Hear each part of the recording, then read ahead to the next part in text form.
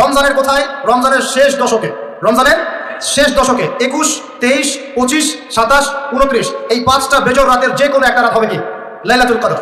তার মানে আমরা বুঝতে পারলাম কোরআন নাজিল হয়েছে লাইলাতুল কদরে, লাইলাতুল কদর হচ্ছে রমজান মাসে, অর্থাৎ কোরআন নাজিল হয়েছে রমজান মাসে। ঠিক আল্লাহ পাক সূরা বাকারায় বলছেন শাহরু রমাদানাল্লাযী উনজিলা ফীহিল কুরআন।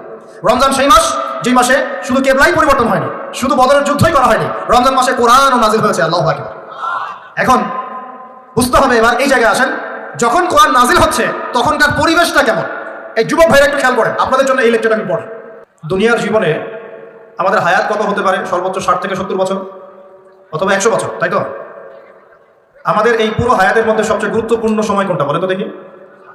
কোন সময়? যৌবনকাল। আমাদের পুরো হায়াতের মধ্যে যৌবনকালটা যেমন গুরুত্বপূর্ণ, একটা পুরো বছরের মধ্যে রমজান মাসটা কত গুরুত্বপূর্ণ। আমি কি বোঝাতে পারছি?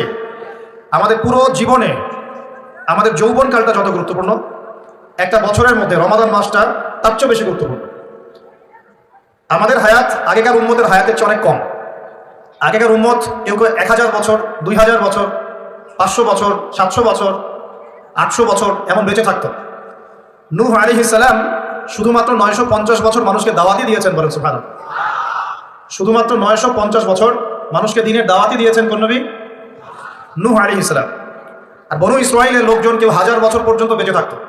তো সেই হিসেবে তো আমাদের হায়াত অনেক কম, কথা ঠিক না? ঠিক না বেঠিক? এই কম হায়াতকে মূল্যায়ন করে কিভাবে আল্লাহর সন্তুষ্টি অর্জন করব, এই কারণে আল্লাহ পাক আমাদেরকে কিছু ফজিলতের সময়, মাস এবং দিন দিয়েছেন।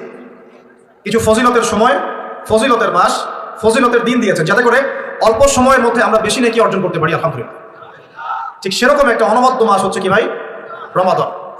প্রশ্ন হচ্ছে, রমাদান মাসের রোজা ফরজ হলো কবে থেকে? উত্তর কে দিতে পারবেন দেখি অডিয়েন্সের মধ্যে?